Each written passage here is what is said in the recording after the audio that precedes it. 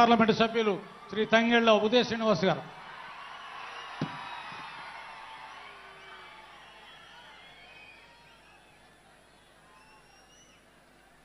అందరికీ నమస్కారం.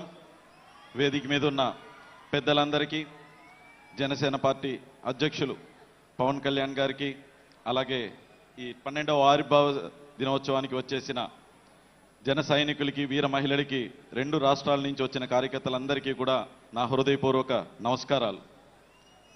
నేను ఒక సాధారణ మధ్యతరగతి కుటుంబంలో పుట్టి రాజకీయాలని దూరం నుంచి చూసే మీలో ఒకడిని. కానీ నాకు అందరికన్నా ఎక్కువ ఒక అరుదైన అవకాశాన్ని ఇచ్చి పార్లమెంట్లో మొట్టమొదటి జనసేన అభ్యర్థిగా నేను ప్రమాణం స్వీకారం చేసినందుకు చాలా గర్వపడుతున్నాను. ఇలాంటి అవకాశం ఇచ్చిన పవన్ కళ్యాణ్ గారికి నమస్కరిస్తున్నాను సార్.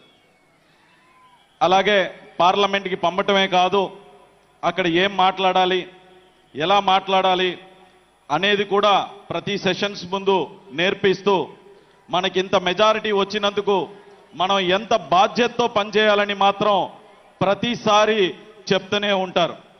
అలాగే గత ప్రభుత్వంలో జల్ జీవన్ మిషన్ని మొత్తం అంతా 16,000 కోట్లు కేటాయిస్తే అందులో 2,000 కోట్లు మాత్రమే అలా ఇలా వాడి వదిలేస్తే దాన్ని మన అధినేత పవన్ కళ్యాణ్ గారు స్వయాన ఆయనే బయలుదేరి వచ్చి నరేంద్ర మోడీ గారిని అడిగి జలశక్తి మంత్రిని కూడా కలిసి, సార్ ఈ స్కీమ్ని, అయిపోతున్న స్కీమ్ని ఎక్స్టెండ్ చేయండి అని చెప్పి, మన వల్ల, పవన్ కళ్యాణ్ గారి వల్ల, మన డిప్యూటీ సీఎం గారి వల్ల దేశం అంతా స్కీమ్ని ఎక్స్టెండ్ చేసి నరేంద్ర మోడీ గారు రాష్ట్రానికి కాదు దేశానికి అందరికీ కూడా ఎక్స్టెండ్ చేస్తున్నాను అని చెప్పి మన వల్ల దేశం అంతా కూడా లబ్ధి పొందేలాగా ఆయన చేశారు.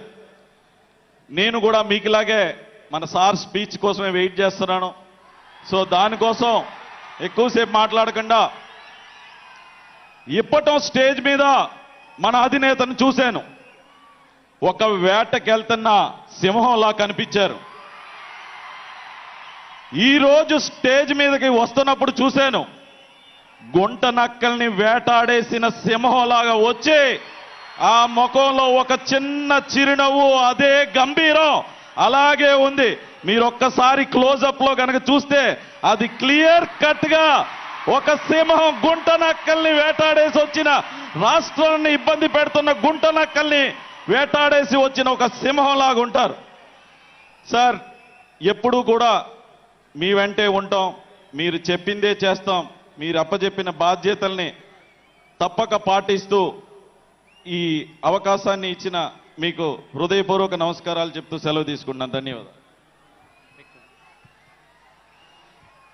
గౌరవ